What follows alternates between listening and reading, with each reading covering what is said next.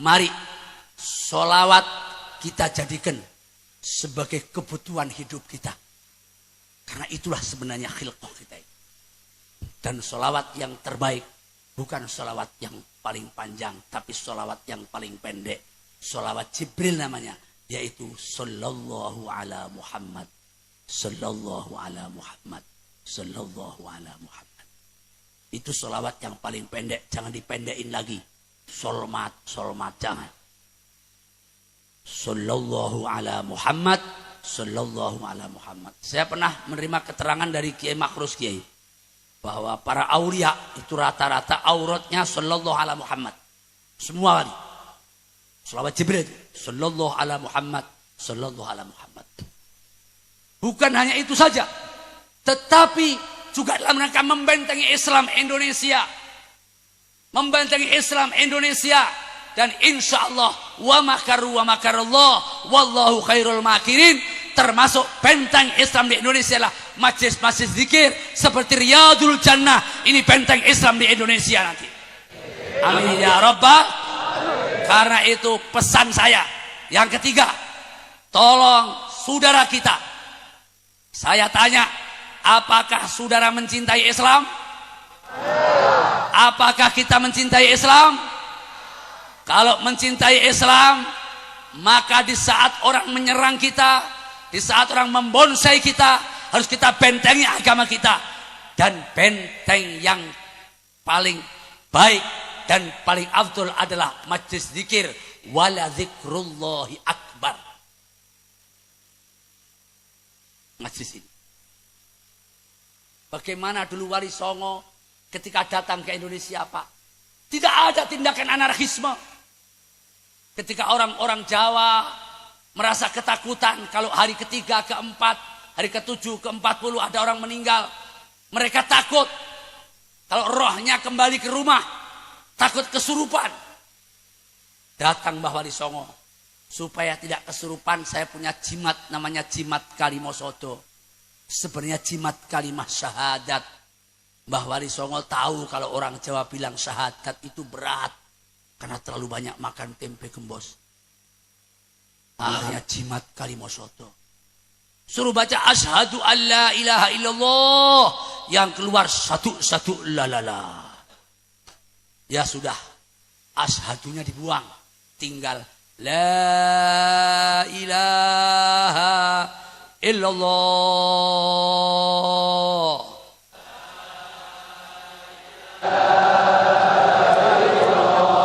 Muhammadur Rasulullah.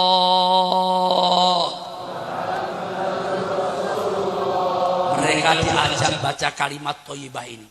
Diajak tahlilan. Belum Islam sudah tahlilan. Mengapa? Takut kalau mereka kesurupan. Mereka melek sampai malam minum minuman arak. Minum minuman tua. Mengapa? Mereka punya keyakinan. Rohnya itu baru akan kembali ke kuburan kalau matahari sudah terbit. Karena itu kemudian mereka minum minuman tua. Kata Mbah Wali Songo, jangan minum minuman arak. Jangan mabuk. Itu merusak organ tubuh kita yang paling berharga. Hilang kemanusiaan kita gara-gara minum itu. Tinggalkan itu. Nah terus nopo? Ini ada Syekh Abu Hasan Asyadili. Jadi munasabahnya Ki Abdurrahim Syadili. Syekh Abu Hasan Asyadili. Biasanya beliau itu zikir satu malam suntuk minimal 2/3 malam. Suatu saat diuji oleh Allah. Baru baca Asmaul Husna belum selesai sudah tertidur. Dipaksa tertidur lagi. Sedih beliau, ya Allah. Apakah engkau sudah tidak mau lagi mendengar suaraku menyebut asmamu? Apa kesalahanku ya Allah? Di tengah-tengah jeritan itu datang guru beliau.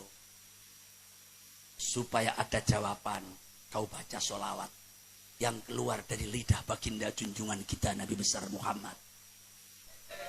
Sholawat yang punya Allahumma sholli ala sayyidina Muhammadin nabiyil ummi wa ala alihi wa sahbihi wa sallimu tasliman katsira. Kau baca itu banyak-banyak supaya nanti kau tidur mimpi ketemu Nabi sehingga kau akan mendapatkan jalan keluar. Dan orang kalau mimpi ketemu Nabi pasti ketemu Rasulullah. Mengapa? La akad yatasakhasu bisaksiyatin Nabi. Sebab Nabi tidak ada orang yang bisa menyerupai Rasul. Jin yang pertama Abul Jan itu baru punya kerentek hatinya pengen menyerupai Nabi, terbakar, Pak. Karena itu kalau ada orang mimpi ketemu Nabi, betul-betul panjenengan ketemu baginda junjungan kita Nabi besar Muhammad. Allahumma sholli wa sallim wa barik. Dan untuk itu sering membaca sholawat yang keluar dari lidah Rasulullah. Allahumma sholli ala sayyidina Muhammadin nabil ummi wa ala alihi wa sahbihi wa sallimu tasliman katsira. Dibaca malam ketiga, betul beliau mimpi ketemu Rasul. Dirangkul sama Nabi, kau tidak usah sedih. Gara-gara itu kau sekarang ketemu aku. Dan sekarang saya kasih obat. Ini obatnya biji-bijian. Saya taruh di sebelah kananmu, nanti kau campur dengan air. Begitu beliau bangun ternyata betul ada biji-bijian. Yang sekarang disebut kopi. Makanya orang-orang Maghribi itu kalau minum kopi biasanya hadiah Fatihah untuk Syekh Abu Hasan Asyadili. Dan orang Afrika, orang Arab kalau minum kopi masih sedikit. Karena apa itu obat? Minimal obat ngantuk. Jadi Pak Rektor kalau ngaji malam-malam begini mesti ada kopinya. Mestinya, tapi nggak apa-apa di kampus nggak ada yang masak. Bukan saya minta, enggak. Mestinya. Kalau nggak ada juga nggak apa-apa. Jadi kopi itu obat. Asal jangan dipakai gula. Obat. Saya baca kitab. Menteri Agama sampai sekarang kalau minum kopi tidak pakai gula. Yang menyebabkan penyakit karena ada gulanya itu. Dan kebanyakan. Makanya dulu ada tak gendong kemana-mana. Itu minum kopi 6 gelas. Langsung innalillahi. Jadi kopi itu obat, saudara. Itu dari Syekh Abu Hasan Asyadili. Nah, lewat mimbar yang terhormat ini, sekali lagi, pesan yang kedua, jadikan ini lebih besar lagi. Kalau perlu, kalau hari ini, jadikan Malang bersalawat. Tahun depan Jawa Timur bersalawat. Dan Riyadul Jannah 2-3 tahun yang akan datang, jadikan Indonesia bersalawat. Amin. Ya Rabbal. Sanggup. Sanggup. Insya Allah. Pokoknya pasangan Habib Abdurrahman dan Kirain pasangan ideal. Dunia akhirat. Amin. Ya Rabbal Alamin. Maka itu, mari sekarang selain majelis zikir yang seperti ini, kita biasakan membaca Sallallahu ala Muhammad. Sallallahu ala Muhammad. Dan la ilaha illallah Muhammadur Rasulullah. Menurut Sayyid Abdullah bin Abi Al-Haddad, beliau menyatakan, Alam taro kaifa daraballahu masalan kalimah. Terpaksa. Alam taro kaifa daraballahu masalan kalimatan thayyibah. Masalan kalimatan thayyibatan kasyajaratin thayyibah. Asluha sabitu wa far'uha fis sama'. Tu'ti ukulaha kulla khin. La ilaha illallah. Mari. Muhammadur Rasulullah. Itu oleh Allah disusun 24 huruf. Maksudnya apa? Menawi panjenengan baca sehari sekali saja 24 jam, dosa-dosa kita semuanya diampunkan oleh Allah Subhanahu wa ta'ala. Amin ya Rabbal.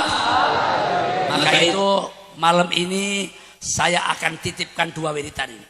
Sallallahu ala Muhammad dan la ilaha illallah Muhammadur Rasulullah. Sallallahu ala Muhammad baca 1000 kali dalam sehari semalam. Kredit juga nggak apa-apa. Sekarang musimnya kreditan. Dibaca tiap waktu sholat 200 kali untuk membentengi Indonesia. Jadikan Riyadul Jannah sebagai sumber keberkahan bagi bangsa Indonesia. Amin. Ya Rabbal. Dilengkapi dengan la ilaha illallah Muhammadur Rasulullah. Dibaca 24 kali. Maka kata Al-Quran, asluha sabit. Ibarat pohon yang akarnya tertunjam ke bawah. Pohon kalau akarnya tertunjam ke bawah, ditendang angin sekencang apapun dia tidak akan tumbang, dia tidak akan ambruk, paling goyang saja. Pohon kalau ditendang angin, kalau oyotnya kuat, yang goyang bukan yang bawah, tapi yang atas. Orang kalau zikir juga selalu goyang, yang goyang bukan bawah, tapi yang atas. La ilaha illallah, la ilaha illallah, la ilaha illallah. Yang atas. Gak ada zikir goyang bawah, gak ada. Wa far'uha fis sama. Anak-anak muda, anak-anak mahasiswa, kalau Anda punya persoalan, punya problem, jangan lari ke diskotik, itu setan. Tidak akan menyelesaikan persoalan. Keluar diskotik, ribut lagi nanti, nggak akan tenang. Ala bidzikrillah tatma'innul qulub. Kata Al-Quran, mengapa kasih kata ala? Mestinya ala tatma'innul qulub bidzikrillah. Tapi mengapa bidzikrillah didahulukan? Menurut ilmu ma'ani, wa adawatul qasri illa innama atfun wa taqdimun kama taqaddama. Seakan Allah ingin memberikan message kepada kita, hai bangsa Indonesia, kalau Anda punya problem, Anda punya masalah, penyelesaiannya bukan mendengarkan musik, bukan minum minuman keras, tapi hanya dengan zikir kepada Allah Subhanahu. Dan zikir Sayyidul Azkar adalah la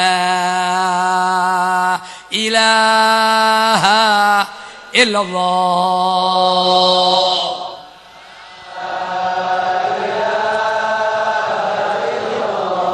Muhammadur Rasulullah. Yang ketiga, kalau itu dibaca 24 kali setiap hari semalam, sama dengan hurufnya, janji Allah, tu'ti ukulaha kullahin. Hidup kita akan berkah. Amin. Hidup kita akan berkah. Rumah tangga kita akan berkah. Pangkat kita akan berkah. Jodoh kita akan berkah. Anak kita akan berkah. Suami istri akan berkah. Pendeknya apa saja yang dikasih Allah bersama kebaikan Allah Subhanahu. Berkah itu khairun ilahiyun tatazayat. Kebaikan Allah yang bertambah-tambah terus. Karena Allah itu mukhalafatul lil hawadis, maka kebaikan Allah unprediction, tidak bisa diprediksi dengan otak. Contohnya, kalau rezeki hubungannya dengan manusia, setelah kita cari baru datang rezeki.